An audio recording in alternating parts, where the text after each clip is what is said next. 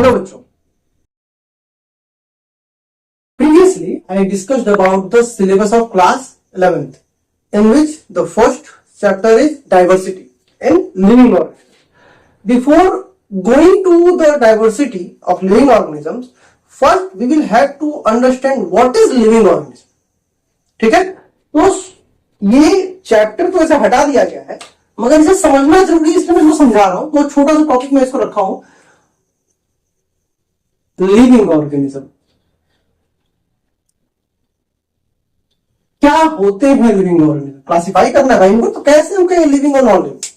तो हमें समझना होगा कि धरती पे मौजूद जितनी भी चीजें हैं उनको हम दो कंसीडर पॉइंट्स पे रखते हैं। पहला नॉन लिविंग और दूसरा लिविंग। तो ये हम कैसे कहेंगे, how we will consider anything as a non-living or living. So, there are few important points which are especially found in living organisms, but I will try to discuss it in both ways. तो अब कहते हैं properties and fundamental property, दो चीज, ठीक है, लक्षण और विशिष्ट लक्षण, यानी वो जो कि एक लिविंग ऑर्गेनिज्म का लक्षण है, और विशिष्ट लक्षण यानी सिर्फ और सिर्फ लिविंग ऑर्गेनिज्म में पाया जाएगा। तो पहला है ग्रोथ, ठीक है, कैरेक्टरिस्टिक्स में चलते हैं। तो पहला है growth.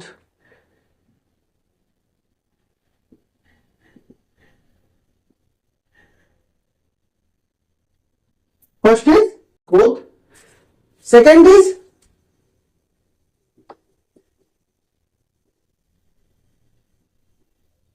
reproduction,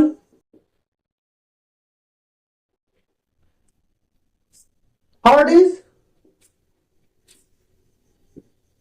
metabolism, fourth is cellular organization,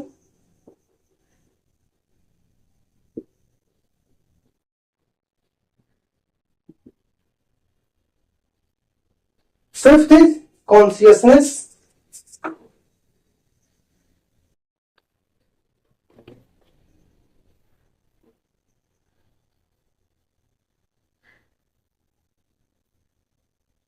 sixth is locomotion, seventh is adaptation, eighth is emotion. Okay, तो हम एक एक टॉपिक को डिस्कस करते हैं। पहला है ग्रोथ। पहला क्या है? ग्रोथ। ठीक, तो growth is a characteristics feature, ये सजीव का लक्षण है, बट विशिष्ट लक्षण नहीं, इसको याद रखना है। ठीक है, तो मैं इस पे मार्क करता चल रहा हूं, ये लक्षण है लेकिन विशिष्ट लक्षण नहीं है। क्यों? लंबाई बढ़ रही है, ग्रोथ हो रही है, लक्षण है। ठीक है, अगर हम बात करें पेड़ भी बढ़ते हैं, लक्षण है, सजीव लक्षण है, अच्छी बात है। रेत के टीले भी बढ़ते हैं, क्योंकि जब बालू जमा हो जाता है तो वो भी बढ़ जाते हैं। पहाड़ भी बढ़ते हैं, इसका मतलब लिविंग थोड़ा है। तो ग्रोथ सजीव का लक्षण है लेकिन ये विशिष्ट लक्षण नहीं है। रिप्रोडक्शन, ये सजीव का लक्षण है मगर विशिष्ट लक्षण नहीं है। अब कैसे? सजीव ही बच्चा पैदा करता है, बात समझो। Only living organisms reproduce, but the reproduction is not the basic fundamental feature, because if a living organism do not reproduce, Modi ji, Yogi ji, ये तो बच्चा नहीं पैदा कर रहा है, तो क्या निर्जीव होगा? तो जो भी जीव बच्चे पैदा करेगा वो सजीव है, अगर नहीं करेगा तो निर्जीव नहीं हो जाएगा, तो वो भी सजीव में ही आता है। ठीक है, खच्चर बच्चे नहीं पैदा कर सकता, इनफर्टाइल लोग बच्चे नहीं पैदा कर सकते। तो वहां पे रिप्रोडक्शन को हम बेसिक फंडामेंटल जो फीचर है उसको नहीं मानते। Metabolism, it is the basic and fundamental, it is the basic and fundamental. ठीक है, ये बेसिक भी है और फंडामेंटल भी है। क्यों? क्योंकि सजीव ही खाना खाता है, सजीव के अंदर ही पाचन क्रिया होती है, सजीव ही ऊर्जा बनाता है, सजीव ही ऊर्जा को यूज करता है, बाकी नहीं। तो ये माना जाएगा कि ये दोनों है।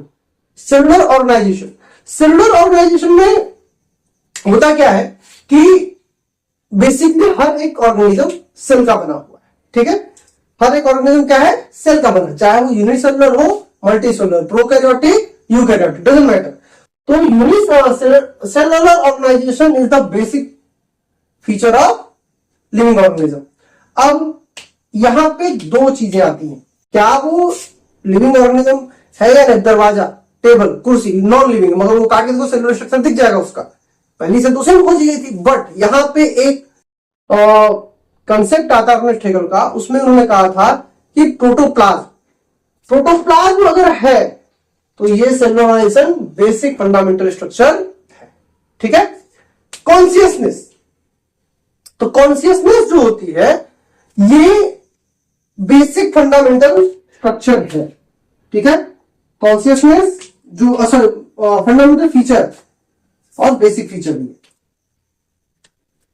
क्योंकि सिर्फ सजीव को ही एहसास होता है कि मेरे आसपास क्या है क्या नहीं है। नॉन लिविंग कोई कॉन्शियसनेस शो नहीं करते, ठीक है।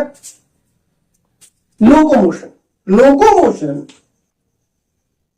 Is basic feature, not the fundamental feature. Basic feature है, हाँ गति करते, पौधा गति नहीं करता, वो तो सजीव है। मैंने नहीं बताया रेत के टीले वो गति भी करते हैं, मूव करते हैं दूसरी जगह पे, वो तो निर्जीव है। तो गति या गमन ये बेसिक फीचर है, फंडामेंटल फीचर नहीं। इसके बाद adaptation, adaptation is a basic feature. किसी भी माहौल में रहना किसी सजीव का प्रमुख लक्षण और फंडामेंटल भी है। क्यों? क्योंकि सिर्फ अडॉप्टेशन सजीवों में पाया जाता है। अभी मौसम चेंज होगा, बारिश होगी, हम रेनकोट पहने छाता लेंगे, अभी ठंडी लगेगी जैकेट पहनेंगे। तो ये हमें करना होता है, हमारा शरीर बदलता है। बाहर अगर कुर्सी टेबल रख दो, 100 साल रखो, क्या फर्क पड़ता है? सड़ जाएगा, खत्म हो जाएगा। ऐसा थोड़ा कहेंगे आपको रेनकोट और रजाई उड़ाओ या रेनकोट डालो, नहीं करेगा। तो अडॉप्टेशन जो है ये बेसिक और फंडामेंटल दोनों है। इमोशंस, इमोशन जो है ये बेसिक भी है और फंडामेंटल फीचर भी है, ठीक है। क्योंकि भावनाएं सिर्फ और सिर्फ सजीवों में होती। इवन हमारे देश के एक बहुत प्रसिद्ध वैज्ञानिक है जेसी बोस, जगदीश चंद्र बोस, उन्होंने इसको प्रूव भी किया था कि पौधे जो होते हैं वो अपना इमोशन रखते हैं, वो फील करते हैं चीजों को। और एक्सपेरिमेंटली भी कई बार ये देखा गया है कि पौधे आपकी बातों को समझते हैं और वो आपस में भी कम्युनिकेट करते हैं। तो ये एक बेसिक सा मैंने इसको बनाया, वो छोटा सा वीडियो इसीलिए बनाया कोई लिविंग को समझ लो, फिर इसके क्लासिफिकेशन को हम डिस्कस करेंगे, ठीक है। तो आई होप यहां तक समझ में आ गया होगा। अब इसके क्लासिफिकेशन को, पहले ये यूनिट था, पहले पूरा चैप्टर था, इसके बारे में पढ़ना था, फिर उस चैप्टर को हटा दिया गया, तो उसकी उतनी जरूरत नहीं है जब हटा दिया गया है तो। इसलिए मैंने इसको बेसिक चीज समझा दिया है, इसको याद रखना, कंसेप्ट बनाए रखना। नेक्स्ट वीडियो में मैं डिस्कस करूंगा चैप्टर फर्स्ट, जिसमें कि हम लोग बायोडायवर्सिटी और क्लासिफिकेशन के बारे में पढ़ेंगे। फिर मिलते हैं अगले वीडियो में, तब तक के लिए बाय बाय।